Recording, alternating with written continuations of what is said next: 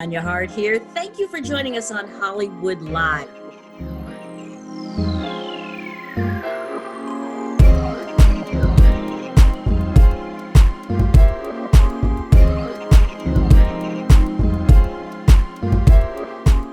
Hey everybody, welcome to Hollywood Live, and it is the holiday season, and of course we bring it to you with everything we've got. And today we've got somebody really special, Nancy Redd. She is a TV host. She is also the author of many award-winning children's books. Nancy, how are you? Thanks for joining me. Oh, thank you for having me. I'm so excited about The Real Santa. It is the Black Santa Christmas story that I always wanted growing up, and that I'm so happy for my children to have. Absolutely. You almost have to ask, why did it take so long? Now, there have been other books with Black Santas, but the way you do your books, first of all, congratulations. You got some Oh, thank beautiful you. stuff out there. But why is it taking us so long to finally see people that look like ourselves in these kinds of situations, like Santa Claus? Well, I argue it's because we've had larger fish to fry. We've had bigger issues, and at the same time as the macro aggressions, there are the microaggressions, right? And you got to pick your battles, and it goes in waves. In the 1970s, we had a huge Black Santa bonanza, and then other things took precedence, and things fell by the wayside. And I think we're getting back to recognizing that this wonderful person who no one has actually ever seen in person, we have no idea what he looks like. And in my family, he's Black. Mm-hmm. Okay. What was it about your children that though really inspired you to do this? Well, my children, I'm very fortunate to have a very close relationship with them. And my husband is actually Indian American. And so when you have two cultures in a household, for me, it means it's very important for me to curate the Black experience so that they know their Blackness, like inside and out. Right. And because my husband's culture has been uninterrupted for hundreds of years, right? Centuries, decades, thousands of years, there's so many things that just are inherent in what they are able to do. And obviously, as an African American, there are just holes in our traditions. And so for me, it's been very important, the things to me that I hold near and dear in our household and in my heart, for them to pass on to their children and beyond. This is our time to make traditions, to solidify our culture in history so it doesn't get lost. And for me, Santa Claus is very serious. I grew up, my house is filled with Santa. Every holiday season was filled with a whole bunch of markers and crayons and colored pencils that were brown, and then everything that would come in the house would get the treatment. Right. That brown and black treatment is what you're talking about. Correct. Gotcha. And so it's very important to me, and so it's important to my children. They're so excited about all of this stuff, and it makes me so happy. I love it. Well, could you read a little bit, because it's so beautifully done. Thank you. But if you could read a couple of passages, and then we'll show everybody what we're talking about, how special I would not mind doing that at all. It's very fun. And fortunately, you'll be putting the page up on there, so I don't have to worry about it, okay? So I'm reading a little bit from The Real Santa. And I want to make sure we acknowledge my incredible illustrator, Charnel Pinckney Barlow, who is such a wonderful person, and she celebrates Black Santa in her house too. So for her, it was a passion project, just like for me.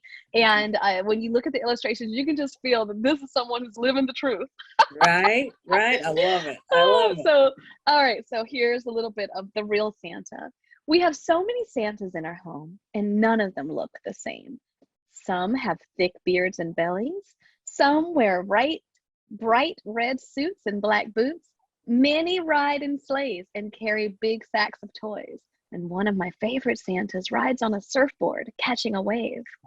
I love all my Santas, but on Christmas Eve, only one matters, the real Santa. Which one could he be? Maybe Daddy knows. He's setting out a plate of Christmas cookies. Daddy, which one of our Santas looks like the real Santa? I don't know, little man, he says. Maybe Mommy knows. I don't think Santa wants us to know what he looks like, Mommy says, carrying carrots for the reindeer. That's why he comes so late at night. No one's ever seen the real Santa, sweetie, Grandma says. She's pouring a big glass of milk for Santa? No one? Oh, how lovely. And like I said, it's so important for all children. I mean, this is not just for African American children. I think it's important for all cultures to start celebrating everybody and realizing that we're all very much a part of this whole holiday season. So the kudos to you. Lovely. I like I that a think lot. that so for so much of history, non-facts have seemed intractable.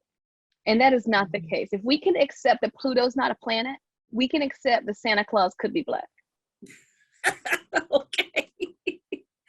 Well, yeah, I think Santa Claus has been black for a long time. That's what I've always thought. Because, I when I was, it's very interesting you'd say that. When I was a little kid, I'm not sure I ever really believed in Santa Claus, and that's because I would always notice my mother and my dad hiding stuff at Christmas, and I'd try to find it a couple times, which I did. And so I always knew Santa Claus was black. I always knew that was my dad. Oh, that's so Santa Claus sweet. was always daddy. So, but Oh. but for everybody else, yes, I love that. What else are you working on, Nancy? You've had quite the career. I mean, you've been a beauty queen, you're an author, you're a TV host. What else is, and you're a mom and a wife, which is the most important thing. What else is on your plate these days? I'm just enjoying things. I feel very fortunate to get to do these things. A lot of hard work went into me having the ability to go to Random House and say, hey, we should write a book about a bonnet and a Black Santa book, and for them to listen. I recognize that I didn't just get here off of my stuff. I got here because of the backs of others. So for me right now, I'm really enjoying giving back and helping other individuals work on their books and their writing projects and helping them work on their career. Just like I was pulled up, it's like Toni Morrison said, it's not a grab candy bag. You gotta bring up the next generation. So it's really fun. I feel very fortunate to get to do the stuff I love and to help other people do the things they love. Very good. And I've got to ask you about the publishing business because it's gone through, like everything else, a lot. I mean, people are really, tuning into the audio books now, the digital books. Where do you think, I don't want us to lose the ability to pick up a beautiful book like yours and read it. I mean, 50 years from now, I'm like, hopefully we'll be able to do that. But what do you think is happening in the publishing world?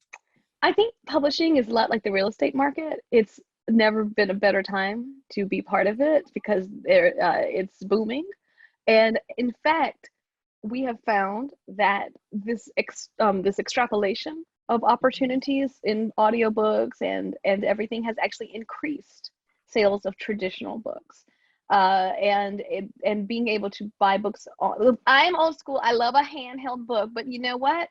I also love, we did an audiobook for The Real Santa, and we're doing an audiobook for Bedtime Bonnet, and it's beautiful to hear. And we also must recognize these are outlets that are helpful to differently abled people.